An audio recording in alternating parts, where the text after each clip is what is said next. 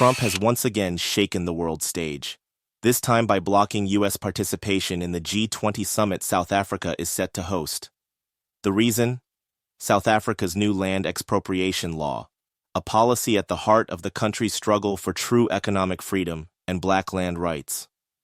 This move has not only deepened the rift between Trump and South Africa, but it has also reignited fierce debates about Afrikaners, white settlers, the legacy of South Africa land seizure, and the global politics of race, property, and power.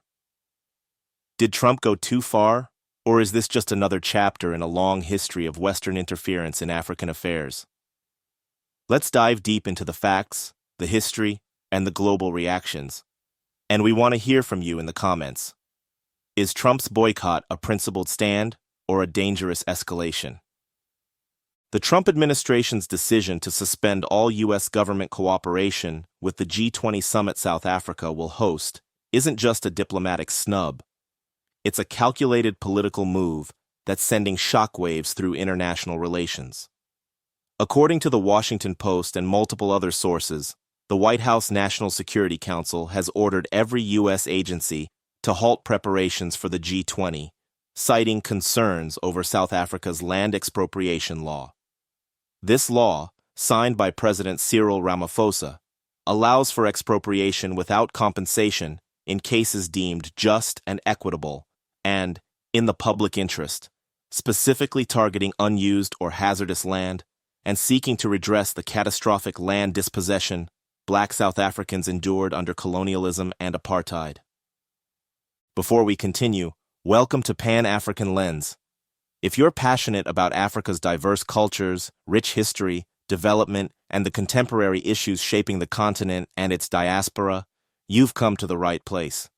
Be sure to subscribe and join the conversation as we explore these powerful stories together. Let's continue. Trump's decision is rooted in a long campaign against South Africa's land reforms. He's repeatedly accused the South African government of confiscating land from white farmers, especially Afrikaners, and even claimed there's a genocide against them, a narrative that's been echoed by his advisor Elon Musk, himself a white South African, and by groups like AfriForum. Trump's administration has gone so far as to grant refugee status to white South African farmers, with the first group of 59 Afrikaners arriving in the U.S. in May 2025, fast-tracked as victims of racial discrimination. The move has been widely condemned by the South African government as politically motivated, and critics at home and abroad point out the hypocrisy of prioritizing white refugees while slamming the door on black and brown asylum seekers from other countries. Let's be clear. The issue of land in South Africa is about much more than property. It's about justice, dignity, and the unfinished business of liberation. For centuries, Black South Africans were systematically dispossessed of their land through colonial conquest, the 1913 Natives Land Act, and decades of apartheid. Even 30 years after democracy, more than 70% of commercial farmland remains in the hands of the white minority, who make up less than 9% of the population. The new expropriation law is an attempt to finally address this historic injustice, empower farm workers, and reduce inequality. For many Black South Africans and Pan-Africanists, land reform is not just a policy. It's a moral imperative, a right that was stolen and must be restored. But Trump, South Africa, and the G20 summit South Africa is preparing for are now at the center of a global power struggle. Trump's boycott isn't just about land. It's about who gets to set the rules for the world's biggest economies.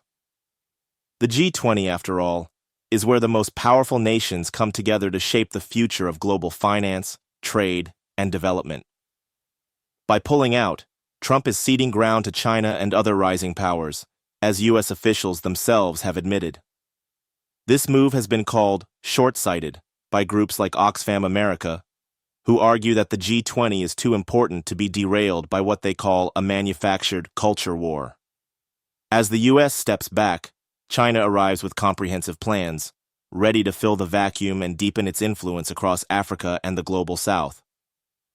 The South African government, for its part, has rejected Trump's accusations and refused to engage in megaphone diplomacy.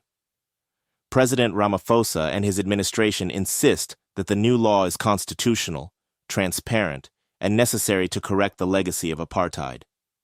They point out that the law only allows expropriation without compensation, under strict conditions, and with judicial oversight, and that no arbitrary seizures have taken place. The government also notes that the slow pace of land reform has fueled frustration and protests among Black South Africans, who see land ownership as the key to economic empowerment and a more just society. But the debate has exposed deep divisions, not just between Trump and South Africa, but within South Africa itself. White settlers, Afrikaners, and advocacy groups like AfriForum see the law as a threat to property rights and a slippery slope to Zimbabwe-style chaos. Some coalition partners in Ramaphosa's government have threatened legal action, while the Economic Freedom Fighters, EFF, and other Pan-Africanist groups argue the law doesn't go far enough and demand more radical redistribution.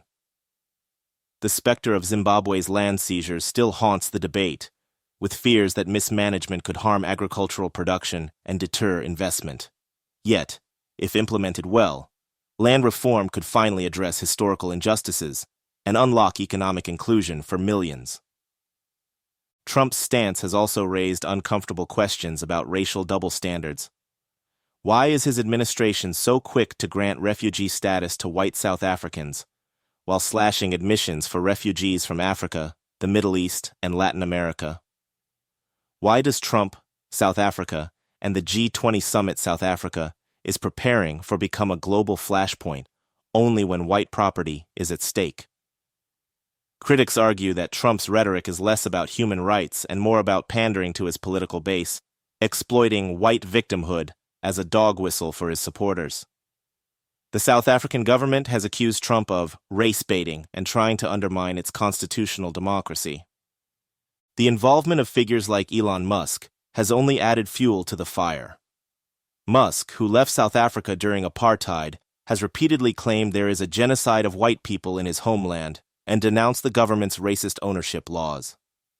These claims have been widely discredited by human rights groups and South African officials, who point out that rural crime affects black farmers even more than whites, and that the real crisis is the enduring inequality left by apartheid. As the G20 Summit South Africa is preparing for approaches, the stakes could not be higher. For Black South Africans and Pan-Africanists, the battle over land is about reclaiming what was stolen, healing the wounds of history, and building a future where everyone has a stake in the nation's prosperity. For Afrikaners and white settlers, it's about security, property rights, and the fear of becoming refugees in a country they once ruled. For Trump, South Africa, and the G20 Summit South Africa is hosting, it's about global power, the politics of race, and the future of multilateral cooperation. The economic implications are enormous.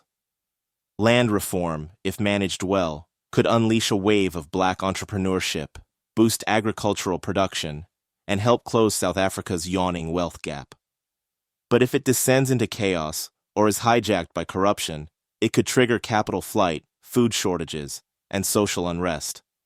Investors are watching closely, and the world's media is framing the debate in starkly racial terms. Yet the real story is more complex. It's about justice, restitution, and the long road to true equality in a nation still scarred by its past. So, did Trump go too far by blocking the G20 Summit South Africa is hosting? Is this about defending property rights, or about protecting the privileges of a minority that benefited from centuries of land seizure and dispossession?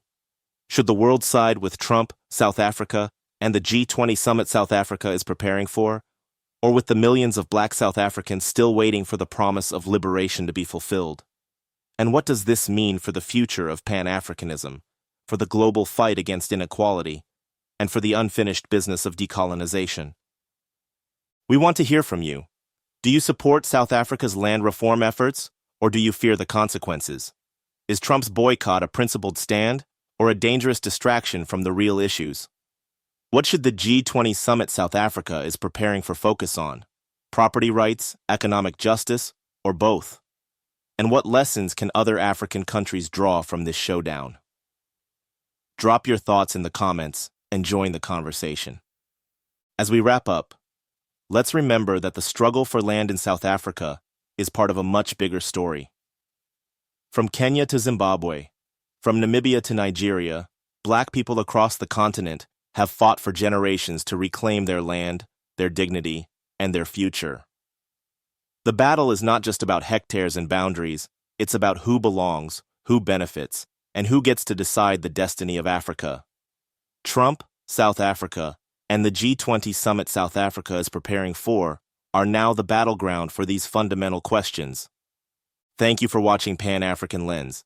If you enjoyed this video and want to continue celebrating Africa's heritage and discussing its future, please like, share, and subscribe. Your support helps grow our community and keeps the conversation alive. See you in the next video.